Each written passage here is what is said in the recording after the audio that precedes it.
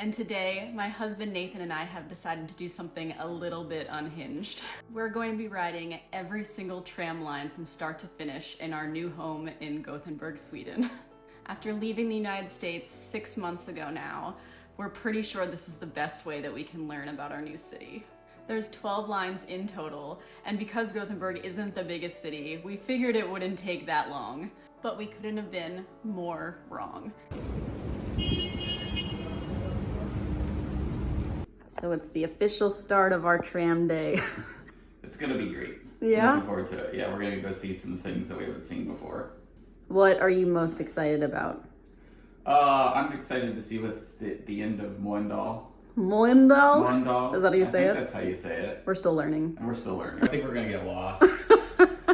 Because I grew up in the desert in North America. My first train I hit when I was like 28 years old, so... Well, isn't it great you married a city girl? Yeah, you're from New York. You'll get us there. Maybe.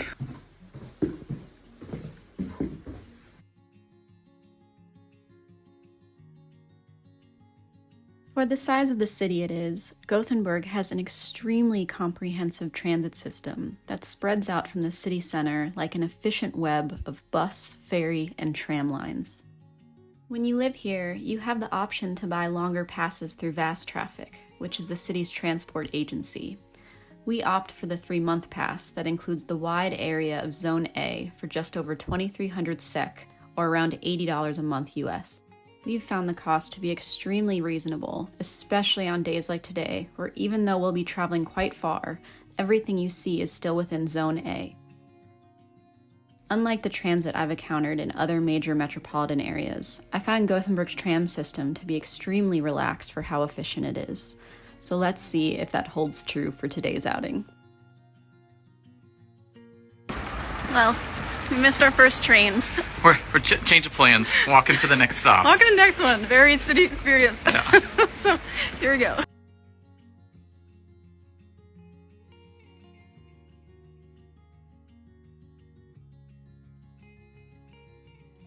When I first began to travel, I was really focused on destinations, and the ways to get there were little more than a time-costing inconvenience. But at some point, I began to appreciate the journey itself more. So with my husband's audiobook and my endless playlist, we took off on our first tram. I have traveled all different ways, but I have to say that trams are my favorite by far. First stop.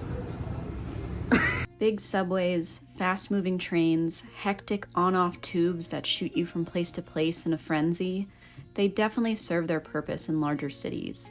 But one thing that I love about Gothenburg is its little big city feel. It's just large enough to have a great amount of diversity and options, but it's small enough to feel like a cozy home. The tram system really reflects that, and even on busier lines, the vibes are extremely relaxed. It made me think of the way a tram system itself has to mold to the city around it, moving and pivoting within already carved, lived-on streets, winding its way through the life of locals and tourists all around it. It's part of the atmosphere, rather than a mark across it. Each line brought us to places that for months we had only seen on a map. And with each stop, a slightly different atmosphere came with it, so that within hours we had begun to see a much fuller image of the city. Nathan's favorite part of the trip was when we went all the way out to Angered and discovered a new shopping center with a bunch of cool stores and incredible culture. The center was really lively for a Saturday and full of families, and we found the most incredible array of pistachio treats, all for 60 sek. It was the perfect way to wait for our train back to city center. By the time we were about 4 hours into the journey, we started to feel it. We made a plan to cut north, and that's when things got really messy. Even with updated maps and the use of our cell phones, we couldn't have predicted this, and Route 6 ended up taking us in a direction the map says it doesn't even go.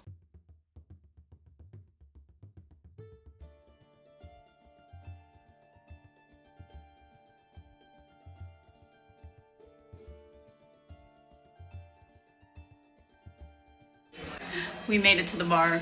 We're gonna figure out what we want to do next. Get a drink, reevaluate. Stay tuned. How do you feel, Nate? Oh man, it's been a day so far. A little bit longer than we expected it to be, I think.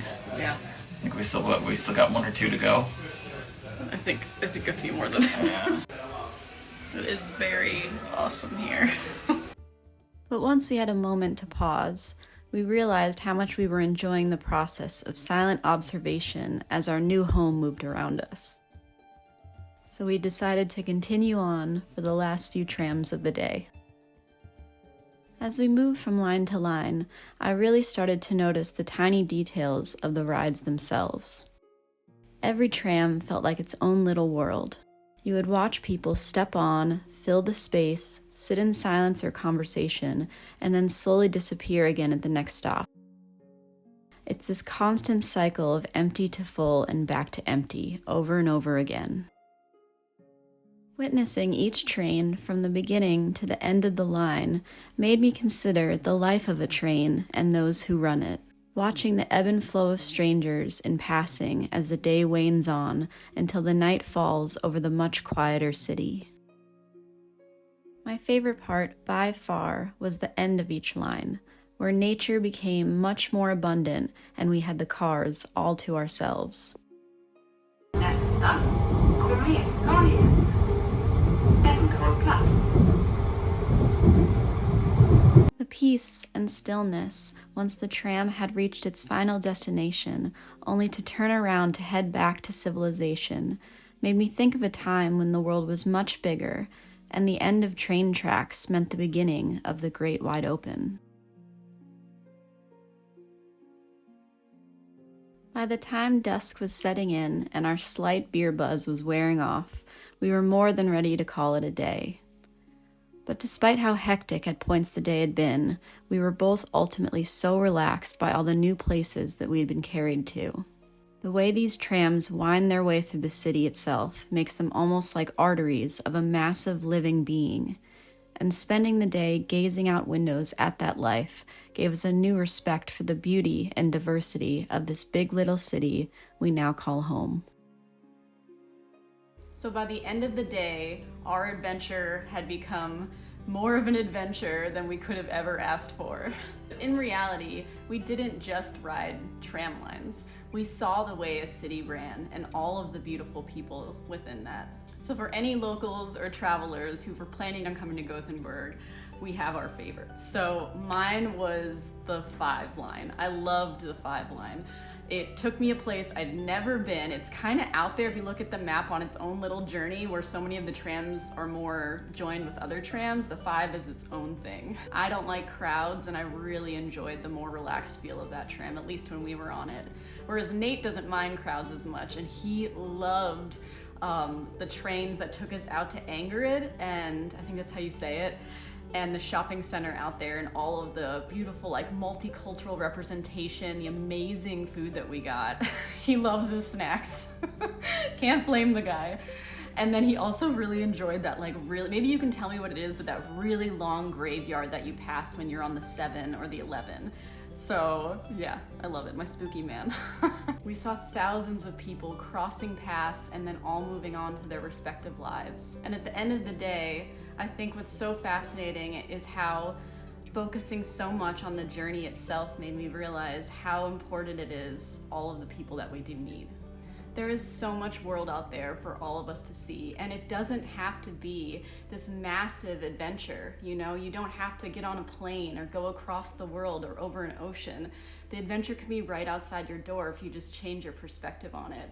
And so I hope that's what I showed you today, and thank you for being here.